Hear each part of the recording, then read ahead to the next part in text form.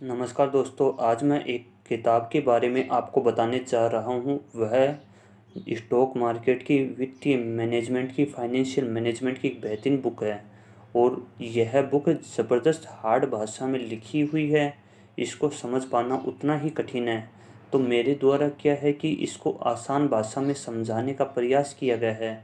दोस्तों, यहाँ पर मेरा वीडियो लाइक और सब्सक्राइब होता है तो मैं इसके संबंध में और भी वीडियो बनाऊँगा दोस्तों। लेकिन इस वीडियो में मैं बताने जा रहा हूँ कि जो इंटेलिजेंट इन्वेस्टर है, जो इन्वेस्टमेंट के सिद्धांतों से संबंधित एक ज़बरदस्त एवं विश्वसनीय किताब है। इस किताब को मेरे द्वारा अच्छे से समझाने का प्रयास किया गया है। तो इसमें पहला पॉइंट आता है, यदि आप हवा में महल बना रहे हों तो इसे करते रहें। यह वह काम है जिसे करना चाहिए। अब उन महलों की नींव भी बनाना शुरुआत कर सकते हो। इसमें यह बात लिखी हुई है। इसका आधुनिक सिद्धांतों में यह है कि प्रत्येक व्यक्ति जो स्वप्न देख रहा है ना, अपनी कामयाबी का, अपनी ऊंचाइयों पर चढ़ने का, अपनी महत्वाकांक्षा पूरी करने का, उसे यह करते रहना चाहिए। क्योंकि हवा में महल सजाने का काम जरूर करना चाहिए, लेकिन उन महलों की नींव वर्तमान समय में तैयार कर देनी चाहिए। यदि स्वप्न देख रहे हो तो उस स्वप्न पर ज़रूर काम करना चाहिए, क्योंकि उससे आपकी मेहनत से जो निष्कर्ष निकलेगा ना, वो आपके लाइफ को चेंज कर देगा। और यहाँ पर जो स्वप्न देख रहा है, किसी का पुत्र भी हो सकता है, वो स्वप्न देख रहा है, तो उसके माता पिता को आगे बढ़कर उस बच्चे के स्वप्न को पर एक सिद्धांतों के बोझ नहीं डालना चाहिए, उसे देखना चाहिए और उनके स्वप्न को पूरा करने का प्रयास करना चाहिए। यही आपके ऊपर निर्भर करता है। यदि जीवन में आप सपन देख रहे हो तो उस स्वप्न को देखो, और लेकिन उस स्वप्न के साथ साथ आप उस काम पर फोकस कर दो जिस काम से वो स्वप्न पूरे हो सकते हैं। इस बात में कितनी सच्चाई है, यह लाइक बताइएगा आपका दोस्तों। दूसरा है कि इन इन बातों में क्या है कि इन तीनों बातों के संबंध में आदरणीय ग्राम बेल है। उसके बाद में अगला पॉइंट आता है, क्या आता है, यह पुस्तक आपको 3 शक्तिशाली सबक सिखाएगी। पहला सबक क्या सिखाएगी, आप अपरिवर्तनीय नुकसान की बाधाओं को कैसे कम कर सकते हैं। आप टिकाऊ लाभ प्राप्त करने की संभावनाओं को अधिकतम कैसे कर सकते हो। तो यहाँ पर क्या है, आप अपरिवर्तनीय नुकसान की बाधाओं को कैसे कम कर सकते हो। तो जो भविष्य में फिक्स नुकसान है उसको हम टाल नहीं सकते, लेकिन उन बाधाओं को हम बहुत कम कर सकते हैं।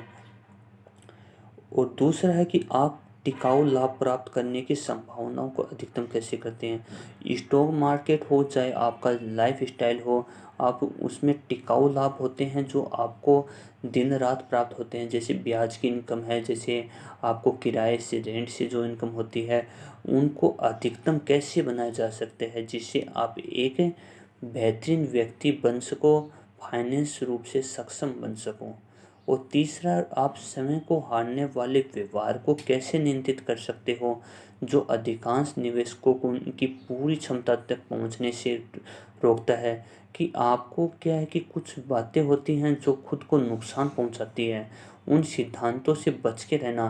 क्यों बच के रहोगे, जैसे आप, क्या होता है, मानव का मन होता है, विवेक होता है, चाहे कुछ भी हो, वो डरते हैं हमेशा कि ये नहीं किया तो ये हो जाएगा।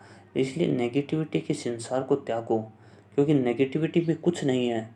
इन तीनों बातों के संबंध में आदरणीय ग्राम बेल ने एक उदाहरण प्रस्तुत किया था।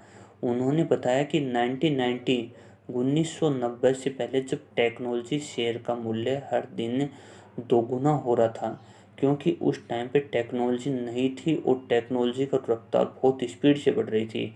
तब यह कहना या सोचना बहुत गलत लग रहा था कि आप अपने सभी पैसे को इसमें लगा दो, क्योंकि लोगों ने बहुत बड़ा इन्वेस्टमेंट किया उस टाइम पे और पैसा दुगना तिगुना हो रहा था। लेकिन जैसे ही 2005 आया, उसके बाद में 2005 के बाद में जो आपने यदि 1 लाख रुपए इन्वेस्ट किए तो वो 5,000 रुपये बदल गए। दोस्तों, यहाँ पर यदि आपके 1 लाख रुपए इन्वेस्टमेंट करने पर 5,000 पहुँच जाए, 95% लॉस हो जाए, तो अब उस 5,000 रुपये को 1 लाख में बदलने के लिए 19 गुना प्रॉफिट चाहिए आपको। चाहिए नहीं चाहिए? जब 1 लाख रुपए की चीज़ 5,000 में पहुँच जाती है तो 5,000 से 1 लाख जाने में 19 गुना अतिरिक्त प्रॉफिट चाहिएगा, तभी तो बदलेगी वो। तो इन्होंने कहा कि आपको ज़िंदगी में आप ऐसा कभी भी डिसीजन मत ले लेना जब स्टॉक मार्केट टूटने लगे, तो अपने लॉस को, स्टॉप लॉस को एक नियंत्रित रखना, क्योंकि आप कभी भी इतना प्रॉफिट नहीं कमा पाओगे। असंभव सा कार्य है ये। इसलिए स्टॉप लॉस की लिमिट तय करना।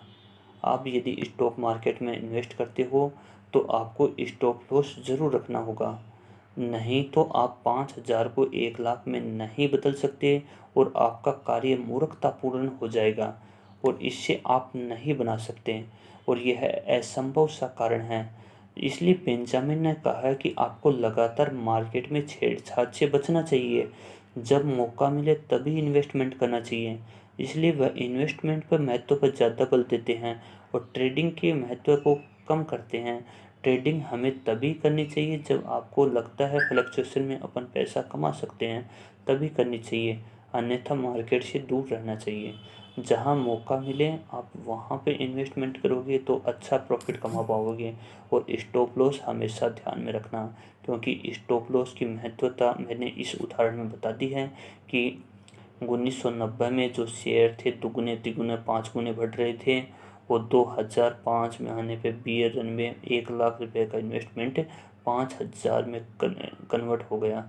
तो 5,000 में कन्वर्ट हो गया तो फिर 5,000 को यदि 1 लाख में कन्वर्ट किया जाए तो 19 गुना अतिरिक्त प्रॉफिट चाहिए।